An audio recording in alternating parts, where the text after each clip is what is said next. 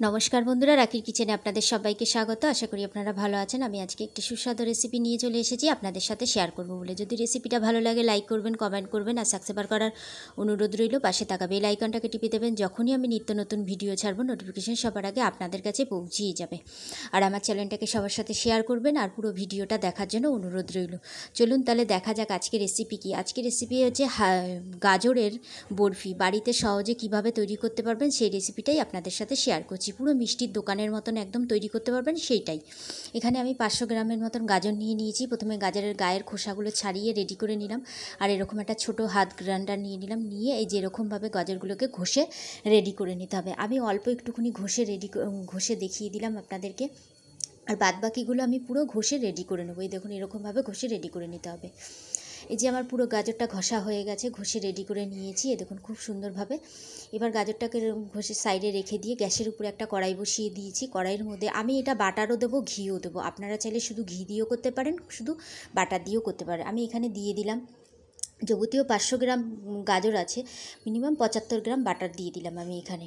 75 গ্রাম বাটারটা যে গলে গেল, তারপরে গাজরগুলোকে দিয়ে দিলাম। গাজরগুলোকে দিয়ে খুব ভালো করে গাজরটাকে একটুখানি ভালো করে ভাজা করে নিতে হবে, যাতে গাজরের যে একটা কাঁচা ভাব থাকে সেই কাঁচা ভাবটা যাতে না থাকে। তার মধ্যে সামান্য পরিমাণের একটু নুন দিয়ে দিলাম, যাতে গাজরটা খুব ভালোভাবে নরম হয়ে যায়, সেই কারণে আমি গাজরটা দিয়ে দিলাম। গাজরটা হয়ে গেছে, সাইডে রেখে দিলাম।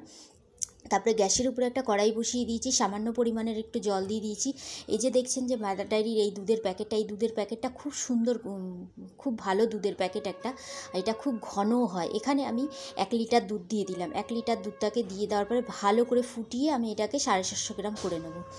ভালো করে খুব সুন্দর করে ফুটিয়ে নিয়েছি। ফুটিয়ে নেওয়ার পরে এখানে যখন 750 হয়ে গেছে, দুধটাও দেখতেই পাচ্ছেন কতটা শুকিয়ে গেছে। সেই ক্ষেত্রে তারপরে কী করলাম, এইখানে পাটালি গুড়, আমি পাটালি গুড় দিয়েছি। আপনারা চাইলে চিনিও ইউজ করতে পারেন, মিষ্টিও ইউজ করতে পারেন। আমি এখানে 300 গ্রামের মতন পাটালি গুড় দিয়ে দিচ্ছি। ওই যে গুড়ের গুড়টা দেখলেন, ওটা 300 গ্রাম ভালো করে গ্রেট করে আমি দিয়ে দিলাম। আপনারা চাইলে গুঁড়ো করেও দিতে পারেন। তারপরে আমি এখানে 50 গ্রাম দিয়ে দিলাম গুঁড়ো দুধ। যে আমলের যে গুঁড়ো দুধটা থাকে সেই দুধটা দিয়ে ভালো করে মিশিয়ে নিতে হবে। এরকম একটা হাতের গ্রাইন্ডারের মতন। আর যদি না থাকে সেক্ষেত্রে আপনারা ডালের কাঁটাটাও ইউজ করতে পারেন। এরকমভাবে করে নেওয়ার পরে আস্তে আস্তে যখন দুধটা অনেকটা শুকিয়ে চলে এসছে, মানে 1 কেজি দুধ যখন 600 গ্রামের মতন হয়ে এসছে, তখন আমি গাজরটাকে দিয়ে দিলাম। গাজরটাকে দিয়ে বেশ খানিকক্ষণ এরকমভাবে সুন্দর করে নাড়িয়ে নিতে হবে। নাড়িয়ে নেওয়ার পরে এটা দেখবেন অনেক শুকনো হয়ে আসবে। দেখুন অনেকটাই কিন্তু শুকনো হয়ে আসছে। তারপরে এই যে আমি এখানে যে মিশ্রণটা দিচ্ছি, এখানে আছে কাজু বাদাম আছে, আমন্ড বাদাম আছে, পেস্তা বাদাম আছে আর আখরোট আছে। এখানে আমি গুঁড়ো করে রেডি করে রেখেছি। আর তার মধ্যে 6খানা দিয়ে দিয়েছি এলাচ আর সামান্য পরিমাণের একটুখানি জায়ফল। এটাকে গুঁড়ো করে আলাদা করে রেডি করে রেখে দিয়েছিলাম। এটাকে দিয়ে ভালো করে খুব সুন্দর করে মিক্স করতে হবে। তারপরে দিয়ে দিলাম 1 মুঠো কিশমিশটা দিয়ে দিলাম। দিয়ে দেওয়ার পরে এটাকেও আবার ঠিক 1 থেকে 1.5 মিনিট পুরো বানিয়ে নিতে হবে।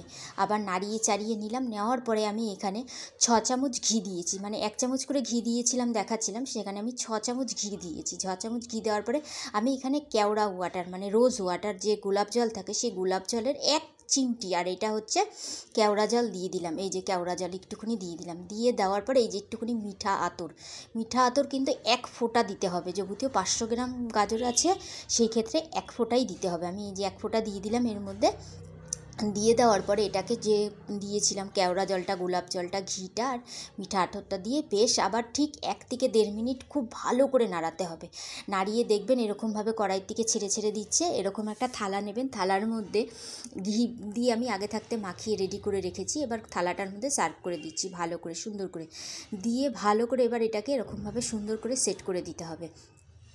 এরকমভাবে সেট করে দিয়ে দেওয়ার পরে তারপরে কিছুটা কিশমিশ আমি ওর উপর দিয়ে ছড়িয়ে দিয়েছি। কেন, আমি এই যে গুঁড়োটা যে রেডি করে রেখেছিলাম সেই গুঁড়োটা রাখতে ভুলে গেছি। আপনারা অতি অবশ্যই গুঁড়োটাকে রাখবেন, তার উপর দিয়ে একটু ছড়িয়ে দেবেন, দেখতেও সুন্দর লাগবে, খেতেও ভালো লাগবে।